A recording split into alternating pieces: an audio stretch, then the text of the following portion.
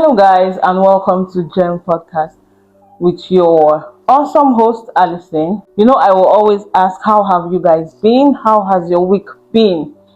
So, on today's Gem Podcast, we have a little tweak. Our latest segment on the show, we have with us an awesome and exceptional, a vision builder in his field and in his industry, none other than Engineer Dominic. Thank you very much. It's really our pleasure to have you here on our show. It's like a full circle moment for me. I reached out to you, inviting you on the show. You truly did not hesitate. You just saw it, and I'm sure maybe you said, okay, this person is building something. By all means, let me contribute to this. And it's really an honor for us having you here on this podcast. So before we dive into it, let's get into your journey. Tell us a little bit about yourself. Okay, so like you already said, my name is Engineer Dominic Ofio. From Ibom State in Nigeria. I started 2010 as a civil engineer. Then immediately after graduation, 2009, South, and I was privileged to be, retained where I served in Taraba State. So that's where the journey actually started. So I worked as a design engineer, then later moved to an assistant lecturer. So worked for some time. And I also went for further studies. After that, I had a job with an oil and gas firm. Worked for some time, then decided to set up a real estate and construction company. Firm of your own. Yeah. Wow. And thank God for where we are today. That's nice. So giving it a number of years, how far back was this movement? We've accumulated with 17 years. 17 years. Wow. From 2009 into 2026. So 2009 was when you made the bold step to start your own. Okay, I made the bold step to 2015. 2015. This is almost 11 years almost now. 11 years now. Almost 11 years now. Okay. So within that period, up to the COVID, I was still working, with the company. But then I had other businesses I was doing. Okay. You mentioned something about taking a step to. Not so many people have that audacity. That is why this session or this segment of GEM, it's focused on vision builders, because people who just decide, they see a problem, they see a situation in the society, and they're like, do you know what? Why don't I go into this thing? I can actually provide solution. How was it like? Was it a scary step, or you had the soft landing? Maybe you had uncle that was in it, or how was the whole step into it? Fantastic. Michelle, this question is very, very important, because I believe someone out there is trying to start up something and it's looking like this thing is not going to work, the fear of failing. So thank you very much for the question. It's a very good one. First of all, what happened was I knew deep within me that I wasn't fulfilled. The pay was coming where I was working, but I just knew that there was something I needed to do. I needed just, to find that expression within me. So what really happened was I've always had this passion for real estate, good construction. I love construction. So that passion was there to see a transformation within the construction industry. So that was the drive. So when I was working then, I wasn't too exposed to construction. One of my roles was as a project manager, but I needed to be in the field. I needed to think, solve problems. So that was the catalyst for me stepping out. So I had to just decide that, okay, good, this is the right time. So when I stepped out, I had the opportunity of people came around.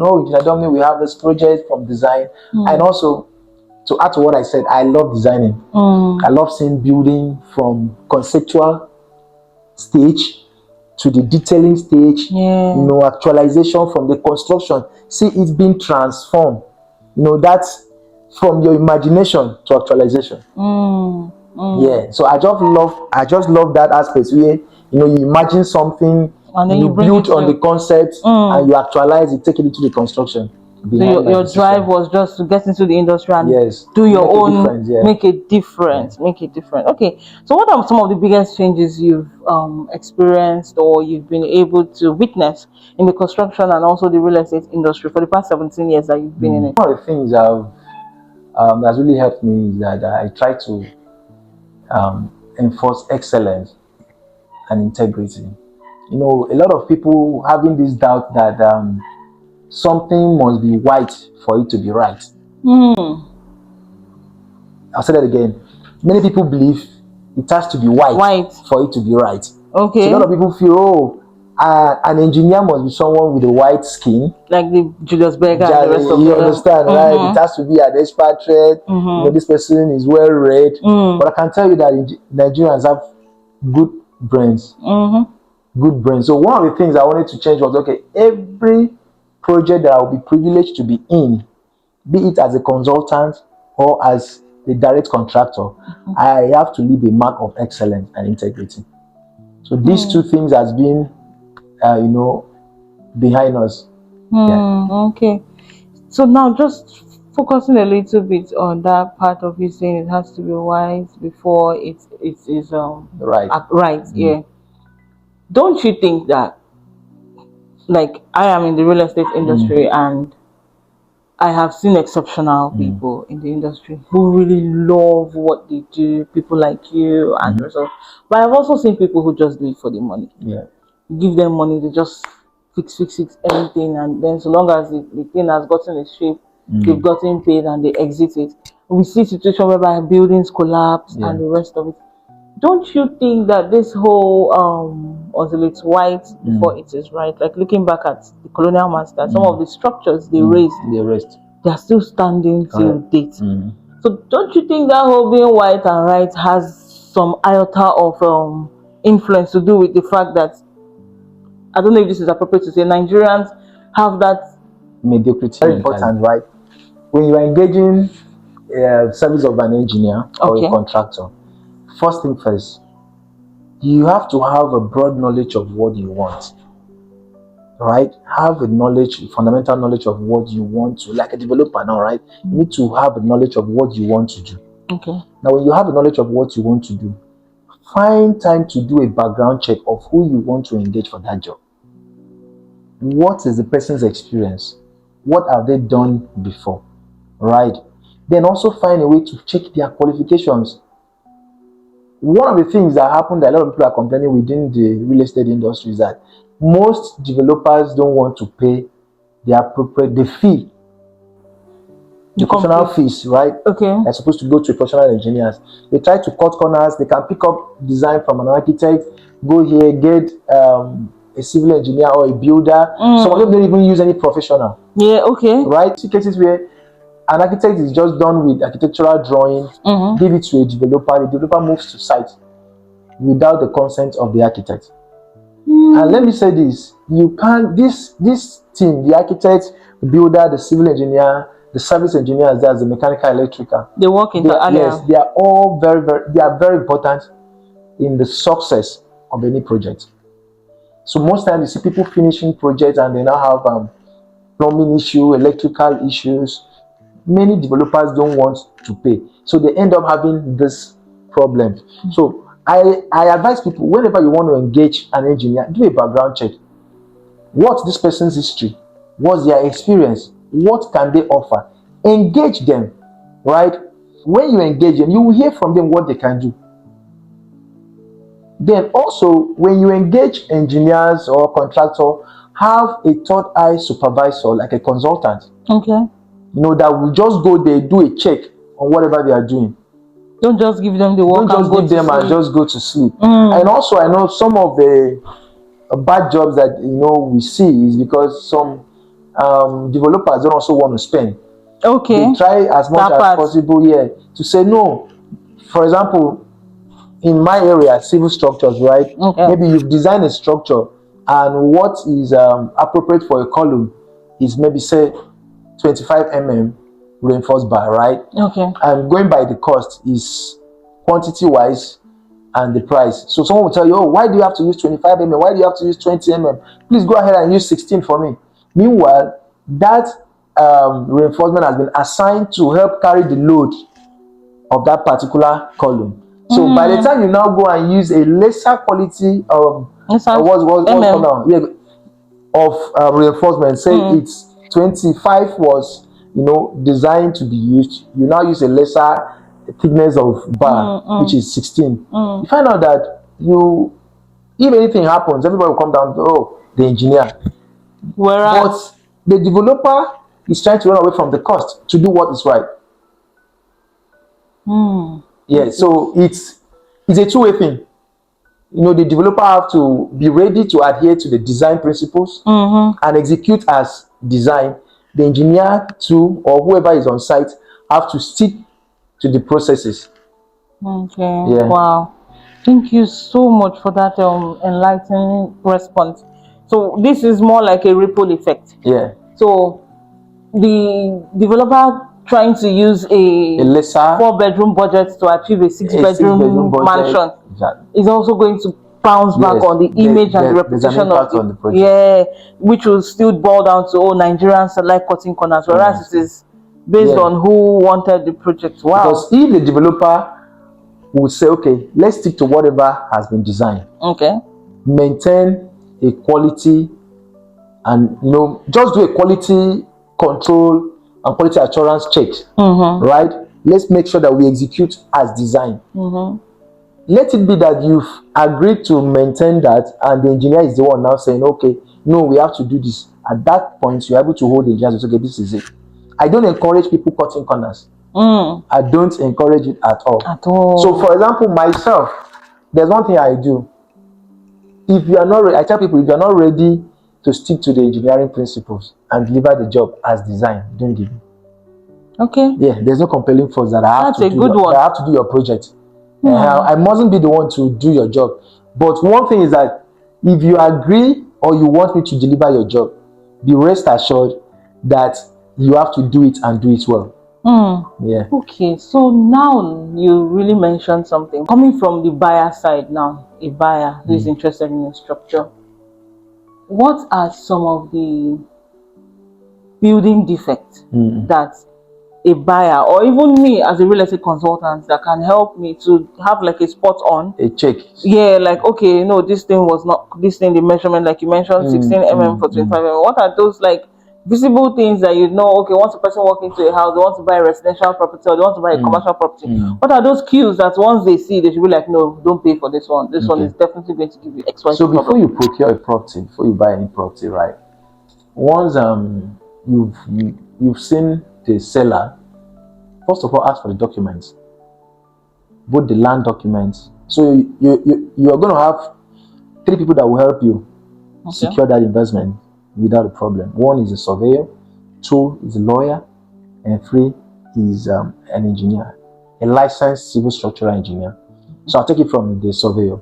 The surveyor is going to help you to chart the land, to know the exact title of the property, right? If the place has been committed or not, especially using Lagos as a reference. A surveyor will help you know what is the condition of that location. Now the lawyer will help you run a search on the set documents, right? There are times people use documents like C of O, governor's consent, for example, of their property, landed property, as a collateral to get facility from bank.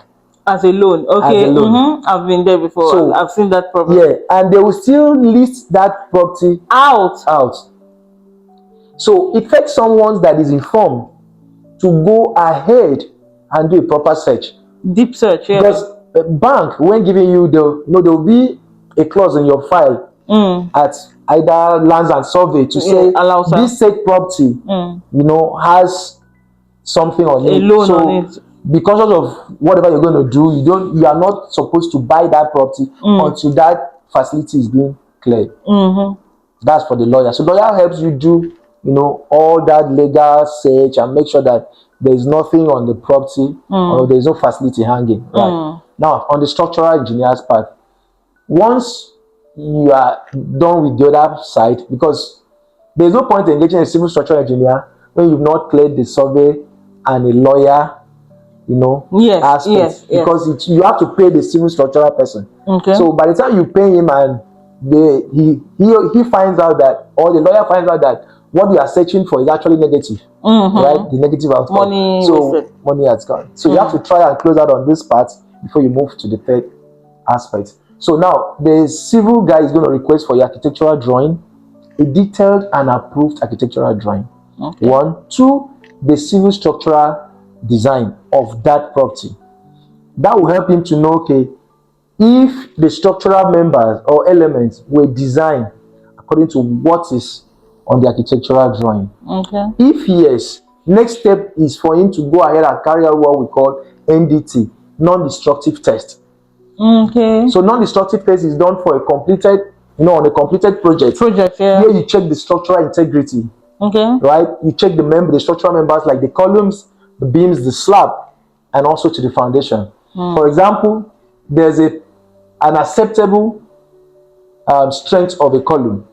So he helps you to check the strength of the column. Because most times you see people just develop, and after 2-3 years, you find some differential settlements, cracking. You start going for running around on plumbing issue, electrical water issues. Is leaking inside the Fantastic. wall. So he helps you at that level to do all the check on the foundation. Was the concrete strength appropriate? The reinforcement used. He will check all those things. Right? Then he will now submit the report to you to say, okay, structurally, this property is fine. So at that point, you have rest to proceed. Yeah. Wow, this is a very, very you guys, like people at this point, you guys really need to be thanking me. Just imagine this intensive information. Like, this is intensive free lecture on how you can go buy a property, put your money to even rental. Yeah, even rental too. For example, now, like you said, a high-end, high-end rental, right? That you want to rent, especially for high-rise buildings. For high-rise buildings, because one of the issues that is currently within the real estate circle is the aspect of the service or facility management. You find things like the mechanical, electrical conflicts, right? Plumbing not working appropriately, low pressure, the lighting system. And quickly, let me say this, lest I forget. In this part, you hardly find people that complete a project and will prepare as built drawing for you. I will explain that. Okay. By practice, it's expected upon completion of every project, you are supposed to prepare as built drawing for the owner or a developer. Okay. So that as built drawing detailed any modification that was done in the project in the cost of construction. Okay. So that going forward, once the occupant moves into the property, he has a roadmap on how to carry out periodic maintenance. If need be. So you're supposed to give as built, that is called as built, not proposed, as built, meaning you've completed the project. So this is what you executed. So you present a drawing based on that for the occupants to know how to manage facility. Then also, if it's for like commercial properties, you develop what we call manual, right? Maintenance manual for the developer. Wow, that was all the clients. Very, very, very insightful breakdown as built document. Yeah. Yeah. So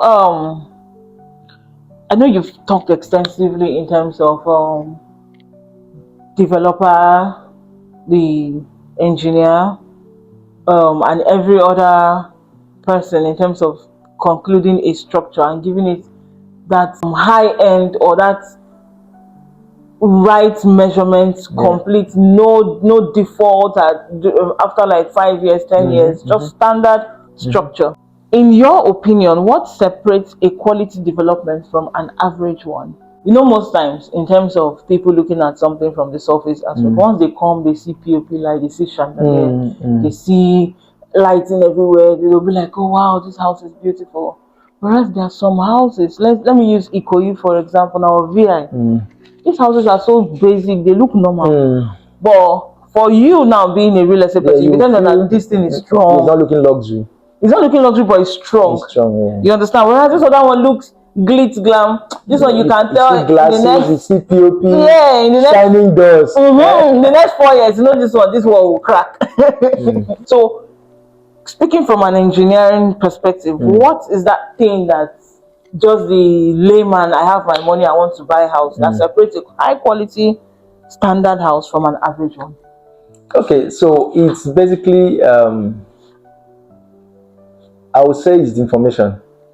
Okay. Information in the sense that you've seen something that looks luxurious, you see something that looks simple. Simple, that's right? okay. It's just information. Like I said, do a background check. That's just it. How was this one done? How was this one done? If possible, make an offer for both parties, or for the two property owners to present their engineers that were on the job. Okay. So you can interact with them. Okay. Because most times they will just engage anybody, and once the person is done, they will discard the person. Right. Then also find out what will be the consequence if you buy the property and in 24 months defect arises. Because ideally, when you complete a project, you're supposed to have some warranty or timing given to the developer or the client to say, okay, in the next 24 months, in the next 36 months, should in case anything arises, if there were any errors, I'll be responsible. Okay. Yeah. Like me, when I develop or when I build for people, it's a standard clause on our contract. Upon completion, if anything happens within 24 months, we are responsible. Okay. Right? But note, we have to do a proper assessment to be sure that it's not human error. Okay. Yeah, so because we have that human error, engineering error, So we'll do that assessment to make sure that people don't intentionally mess up with things within when the they house want to and expect us. install inverter, they can't damage the roof. Thank you very much. So that just happened on a project. Okay. Yeah, that just happened on a particular project. I said no, because when we did the roofing, there was no leakage. How comes that now that you've done your inverter, or your solar installation by the panel, there are leakages now? So exactly what you just said. This is something that I have, like few sales that we just did early this year, like 2 different clients that they just bought. They've got people to install their inverter for them, their solar system. These guys went up there, damaged the roof, and these people started calling us back that, oh, the house is sold for them. It's leaking. It's leaking. So so let me share with you what the strategy I just developed, because I knew that I know that people are gradually moving into sustainable energy. Yeah. The use of solar system. Okay. So last 3 months, I called my team. I told them, I said, going forward, on every roofing installation we are going to do, we will demand from the client to factor in solar panel profiles. Okay. So that we will be the ones to install the profiles when installing the roofing sheets. The problem comes when they are trying to install the profile. So you have a slope going this way. Someone will come and will not look at your nail lines and will just carry a profile that will house the solar panel and introduce it somewhere without proper assessment, nothing, and will just leave the hole open. So when you are having water flowing just like when it's raining, that was exactly what happened to just that drop. property. So there are technicalities involved, right? It should be properly done. You age it. There's a way it's being done. You know the size of panel that is coming in, have the design, then know the size of the profile, so that you placed it appropriately. Not on the roofing sheet, because the way you run your rafters and your pole lines, they are in line. So you don't just carry a profile that's going to house the solar system and just dump on the roof. Doing the profiling before handover. Yes, before handover. So anybody is going to come and lay their boards. Now, from an engineer view, and also using Lagos as a case study. Yeah. Because Lagos real estate has to an extent gone under the bus severally by different people. There was a recent documentary I watched on YouTube whereby and God bless that influencer for doing that. He had to go to the city of New York to start checking different people where people live. People literally live in, I can't call that in a house, boxes, and they pay huge amounts of money. York is expensive. New York is expensive. But they wouldn't do that with when they're coming to drag And us. apartment And in it's New been York is like not it a was joke. up as that is receiving the whole heat. Oh, is this consultant that are telling the landlords to put their money, go to New York now and let's put it side by side to understand what it is. So bringing down to my question, using Lagos as a case study and then the real estate industry, if you have a client now that wants to buy a property, or if you want to buy a property, would you buy a property that has been constructed, or you buy a bare land and build your own? It's subject to what the buyer wants. Does the person have time? Okay. Time is a factor. The person really have time. Okay. If he doesn't have time, then do your proper checks before buying. That's number one. Number two is location. So the person might say, oh, I need this area. And what you have in that area is not up to what he wants. Maybe he has a development already for an apartment. And there's no land, because if you want to buy land and develop, it's going to take one, time, two, the cost. And number three is budget. Say that one again. Number three is budget. So someone that wants to, that say, okay, I like this area, what's your budget? So that's that's a factor. So those three factors. One is time, location, budget. Okay, that's a very good response. Yeah. Can you speak more on that time aspect? So some people will come and tell you that I cannot wait for 6 months. Okay, they for want you to construct. You want it now. So let me share with you what happened last year. I have this client that called from US, from Atlanta. They called that their daughter is getting married. That was April, and they needed the property to be ready by December. In other words, they need to move in ending November, in readiness for the wedding that was scheduled for December. So we jumped on it. To God be the glory. In 6 months, we were able to close out the duplex. Okay. Right. But some people will tell you that I just need to buy something. I cannot wait. And I don't have that time. Some might be start looking for property. Maybe they've been trusting God for money. And maybe they've applied for facility, did not come. 2 to 3 months, they now tell you, the phone is here now, I need a property. They cannot wait. I just have to buy property so that they will not touch the money or something. Okay. So at that point, it's around that, okay, time factor. Available one. Yes. Coming back to the real estate industry, like coming back to the real estate industry, what trend do you think is actually ongoing now? Let's say, you said you've been in it for the past 17 years. What trend now, like this is 2026, what trend do you think is happening now in the industry that is kind of shaping things for us? Okay, so it's a sustainable energy. Yeah, the integration of solar system, just sustainable, renewable energy, right? Okay. Choices of materials and what we find out that buildings are not done the way it used to be again. Almost everybody now is moving towards sustainable energy. Yeah, it's only that people in this part of the world are gradually embracing it, right? Okay. Because if you go to places like Singapore, China, US, Australia, UK, they've passed. So those countries, even when you are at your design stage, your building must be able to pass a sustainable energy requirement before approval. That's wow. So the kind of materials you use, incorporation of integration of solar system. So you find out that people gradually now, you hear estates like 100% solar powered estates now, and people are gradually moving towards, okay. And that's the future. That's the future. Is there any way this also has an inter-alia relationship with tech? Yeah, definitely. Because another thing, it's another phase of tech in real estate is the incorporation of BIM, building information modeling, right? Which aid fast execution of projects and also cost management. So with the help of building information modeling, right, which in this part of the world we are gradually embracing it. Okay. Cuts out from the design stage to execution stage. It makes the work very, very easy for you. That means the next 5 or 10 Yeah, years. next 5 or 10 years. With the use of BIM, building information modeling, you find out that there's going to be a lot of integration. All the design team working together to avoid design conflicts. We end up finishing a project and they said, "Oh, wire was supposed to pass this place. The cable is passing like Start breaking the wall. Supposed to have a supply on this. You find supply pipes, whether waste or liquid, solid or liquid waste, going through a structural member.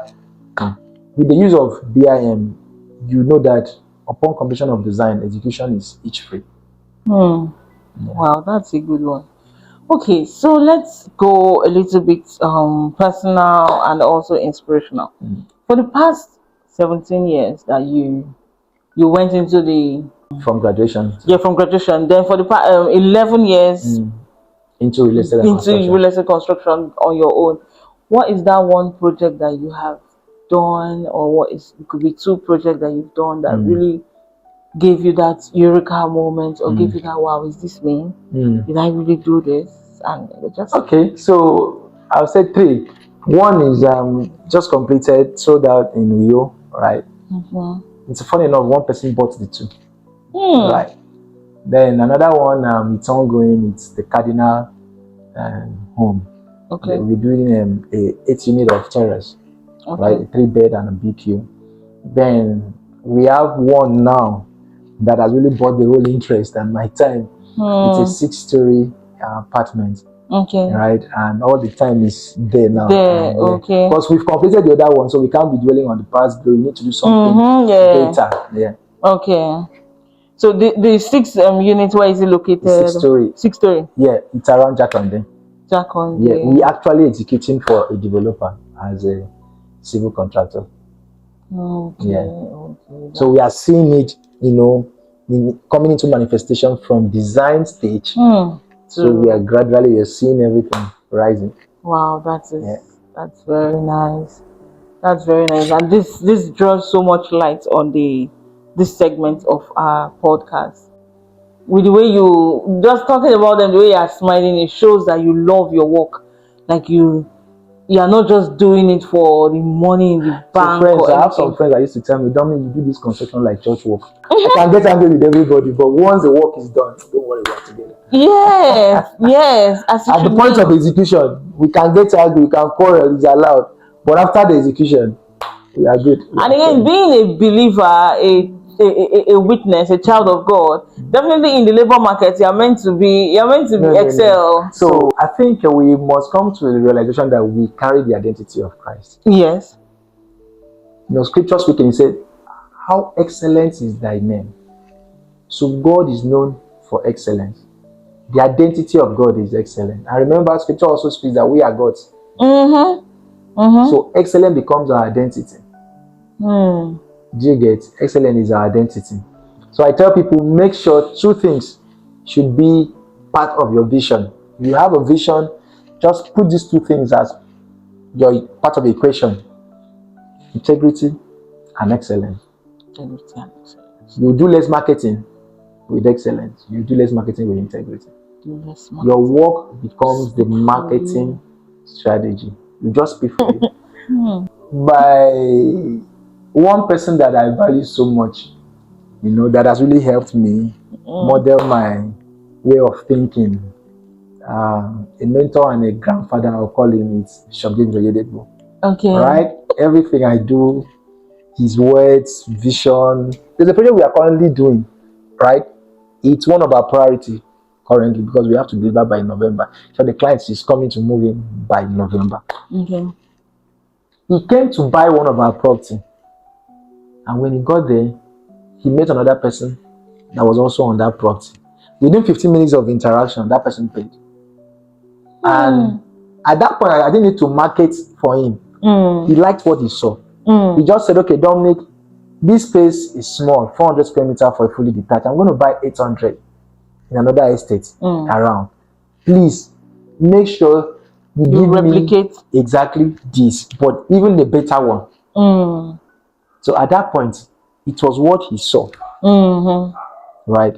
The integrity, the excellency of delivery. That was how he decided that okay, we should Away from that one. Now, so what has been your biggest professional challenge as an engineer for the past? Let's even bring it down to you standing on your own, running your business. What has been your professional challenge that you encountered, and how did you come out of such a challenge? Okay, one of the things that I encountered and how God helped me was in construction was availability of skilled technicians. Skilled technician. It's actually a problem that if not addressed, right, it's the next 5 to 10 years is going to be a very big thing in the real estate and construction industry. So I'll share this with you. You find out that people gradually, I don't know, you hardly find people going back to vocational trainings again. People go to school, right? Everybody to graduate. But for vocational trainings like trade, carpenters, plumbing, like it's a big issue in real estate now. You can't Right? find You them. can't find, you can fix someone that will tell you I'm a carpenter, I'm a plumber, right? I'm iron fixer, we do roof. But how skilled are they? How well do they know You understand? How well do they know this thing? Is there periodic training? Do they renew their mind by going back for training periodically? Learn innovations, learn the trend within their space. That's basically, because when we are given projects, that's why it's a challenge. When you're given projects and you really want to give an excellent delivery, right? You need these skills technicians. You need the skilled technicians. And seeing skilled technicians these days, it's difficult. So what we've ended up, after some of our experiences, what we've ended up doing is bringing the ones you feel are teachable and are ready to learn. Okay. So take them through some sections of training, right? Transfer the knowledge you can. Knowledge of patience, because excellence requires patience. Excellence requires patience. Yeah. The time you need to couple Rolls Royce is not the same time you need to couple Toyota. Yes. Right. So excellent, requires time. So most of the people, most of the technicians, artisans are not patient enough. They just want to do it and leave. Get the money. It was a challenge. You want to do it and leave. And so you have to tell them, see, just spend some little time, get the work done properly. And when you get it done properly, you won't be the one looking for jobs. Jobs will be looking for you. That was my first encounter with these artisans, especially the island artisans. Oh my God. I think that's one. The artisans that stay on the island are just, I think maybe they have a union where they make their meetings and they're like, oh, what do we stand for? We know they finish work. Or what do we stand for? They give substandard. I don't even know how to describe it, but if you've ever had an island artisans experience, you know what I'm talking about. But by the grace of God, getting into the whole thing, building, we now start discovering that the ones that you bring from far Lagos are actually very good. Outside Lagos. So I was about saying that I'm very surprised that you are the person saying this, because surprised in the sense that I thought many people don't know. Most of my artisans now, 70% are not from Lagos. I pay the price to lodge them, yeah, they'll stay and house them. But it gives me rest and assurance of what I'm doing. People that you can engage, talk to them, instruct them on what to do. They will jump on the job with less supervision. Less supervision. Let's say that one again. You're asking a big lawyer to just put a straight line word for you, and it's like a big deal. In many cases, you provide all the tools required, the plumb, the line, the excavation is done appropriately, the blinding is done appropriately. But you find out that they will not still do it as expected. And by the time you come, you're wondering, so what did you learn? That you are calling yourself a bricklayer. And many of them, you can't actually trace where they went for training. Some of them went there after 2 months. They just Found their way absconded. out. They graduated They themselves. graduated themselves. And the next 3 months, they'll tell you, "Oh, I'm a bricklayer, I'm a carpenter, iron fixer, and so on." So what I'm doing now is that I try to make sure they all have smartphones. That's number one. Okay. Then I also tell them something like, have time I gather them, we just talk, have time to talk, to encourage them, increase their knowledge in whatever they are doing. Are you installing AC, plumbing, electrical work? You can learn even without going into the four walls of a classroom these days by the use of phone. I tell them, what you can't be carrying a smartphone and not be smart. Do you get that one again? Now you can't be carrying a smartphone and this applies to everyone. Yeah, because what makes your phone actually smart is your ability to operate and makes it working. So time I go online, I pick up on materials, beats, visuals, and I'll just send it to them. I said, see how this person is installing this AC, see how this thing is being done, see how this thing is being done, so that next project, let there be a lesson learned. If you did it wrongly, it shouldn't repeat itself. So you find out that, then I also encourage them on getting equipment and tools. Okay. You shouldn't just work. We've moved from hard work to smart work. You shouldn't just, you see a plumber and electrical guy that wants to install a conduit pipe, is using hammer to be hitting the wall. Before you know, he's dressing that portion, but the crack has extended. Some of them are not that conscious enough to make sure that the crack moved to the other part of the wall. So why not get a cutting machine, do it neatly, seal up that place, so that the next person coming to work will just work seamlessly and everything is fine. God help us. Like, for you to really speak extensively on this, that means it was actually a problem. But I'm really glad. It was a problem, because then even when people come, you see people making all manner of complaints online that they just call these artisans, instead of fixing, they will even mess the whole thing up. You call AC person to fix this, they will get worse. So it will get worse. It was really a problem for me. I needed to just make sure that, okay, my God, trust God to be a solution in that area. Yeah. Okay, that's a very nicely answered question. So what advice would you give to a young professional that wants to get into the whole engineering industry, just trying to channel himself into that industry? What advice can you give to them? Okay, a couple of things. Number one is, what is your vision? Studying engineering. If yes, you have to be focused. Be properly informed. Study the area you want to major in. Right? Be properly informed. Have a written vision and review the vision periodically. Review the vision periodically. Number 3 is have a mentor. One of the things that have helped me is that where I was working, I had a senior engineer that really helped me. Okay. It really helped me. At times he would just pick up something. When I started designing, then he would just pick up something and say, "Engineer, please do this for me." At times I would feel, okay, someone gave this man a job and he's trying to use me to develop it. I just discovered that, okay, he wants to test my capacity. So I would design, he will come back and say, okay, I'm not doing anything with it. Just want to see what you can do. But next time, do this like this, do this like this, do this like this. Free training. So he was a very good one. Get a mentor, and also make sure you have people of like minds. Very important. People of like minds, right? Once you define where you are going to, make sure you have people of like minds. Go for information. Be focused. Go for information. Have a vision. Review it periodically. Have a mentor.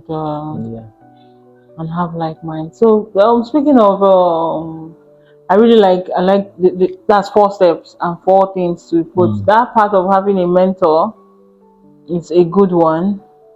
Then like minds too is also a good one, because we live in a time and era where people just want it. So that's the issue. So why I said the focus, how people of like mind is that these days you can see someone that will just finish from university, a BSc holder, I want to and just just dive want in. to dive in. I want to start doing The big most things painful that aspect of engineering or construction is when you go in there and start guessing without adequate knowledge. building collapse. Yeah. So be patient enough Patient. to be taught. People are not teachable. This era, right? People are not teachable. They just want to dive in from the Just want back to do door things and quick money. They just want to do quick money. I always give this like for me in terms of having mentor and all becoming a real estate consultant. I actually learned from the lady who taught me real estate, everything I know about real estate. I understudied her for almost 3 years. I was her PA. That this same thing that your senior boss will tell you, okay, do this, do that. She could. What I loved about my awesome real estate mentor was there is nothing that is impossible for her. The moment she sees it and she wants it done, she's telling you, oh yeah, do it. And you're like, ma, how will I do? She said, figure it out. And I love that a lot about that training was very good. Like she stretched me, she made me, I was able to enter places, I was able to meet people. She will tell you this first thing first when you enter a place. My senior pastor, Dr. Pastor Neche, he teaches that too, whereby honor, respect, do you understand? But she was also someone that told me that number one thing, whenever you meet people, make sure you honor them, you respect them. If there are people you can learn from, stay silent and listen. They will definitely give you them one or two. But nobody has two heads. That's what she'll tell you. Correct. That person is a human being like you, inhaling oxygen like you. Go ahead, do it. The highest thing you get is a no. No does not kill anybody. It doesn't. Whenever you see a no, it's a lesson learned. So whenever you see a no, it's just a lesson learned. Maybe it's just okay. Hold on a minute, then move forward. A certain model said it is next opportunity. And when she hears no, she does it as next opportunity. She's striving for the next one. So when actually you find a factor of failure in any journey, it's not as if okay you actually failed. No, you've learned something. You actually learned something. And thank God for the engineering space. Thank God for what Koren, our professional body is doing. They just did in our last AGM. Okay. Engineering graduates are expected to go for 1 year compulsory training before the NYSC. Okay. So that actually will give them opportunity to learn the practical aspect of whatever they've been taught in school. Okay, just like the way medical students go for housemanship. Yes, exactly. Okay, that's a good one. That will really help mitigate this aspect of young graduates jumping into the system. Yeah. Okay. Wow, this has been a very very insightful interview. Trust me, I have really enjoyed every bit of it. So let's just play like a fun rapid fire round. I know you mentioned this a little bit. So site inspection or office work? Site. Site inspection. Okay. I'm always a field person. Okay. So the second one, residential or commercial development? I prefer residential.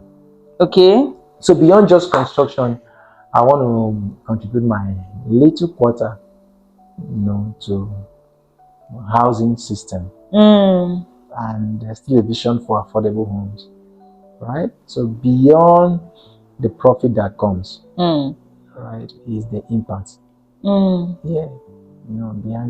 just the profit, the impact. Okay. Seeing people being able to afford homes, especially people that we feel okay within the society, status-wise, the salary are not quite much.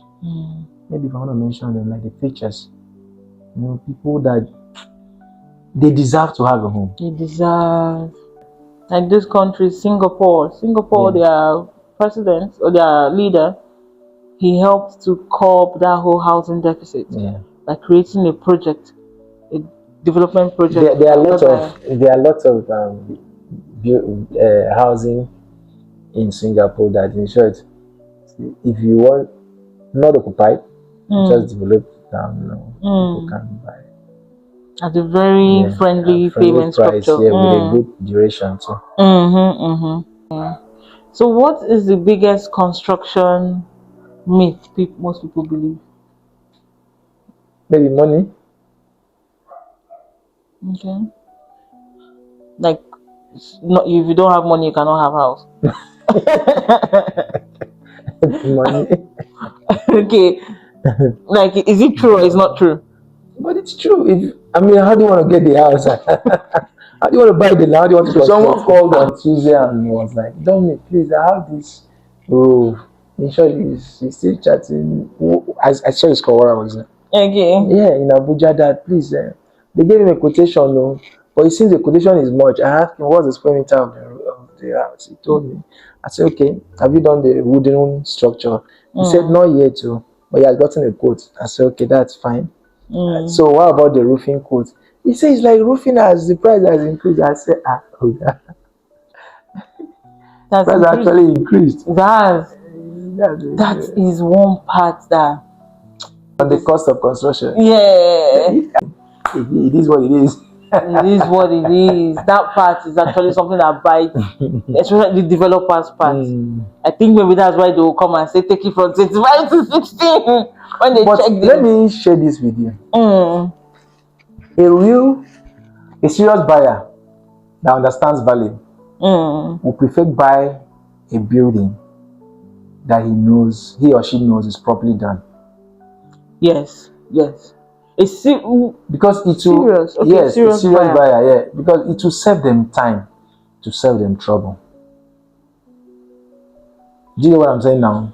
So you come and tell somebody, oh, this house, maybe within the same location. Let me use Aja, for example. You see it's 4-bedroom fully detached for 200 million. Just within the same area, and you're saying another 4 bedrooms fully detached for 130. No, for 130, yes, let's use that. And you're like, I just saw something now for 130. Okay, you want to pick that one? Fine. Maybe the house is cheap, but with a very small spiritual problem. With a very small spiritual problem. So the prayer point is not much. But you have one that you can move in and sleep. You just be playing worship. So that's the difference. The difference is that this one was properly done. Appropriate documentation. Well designed. With approved plan constructed. But this one, maybe from the day you are moving in, they'll remind you that the developer did not pay your money late.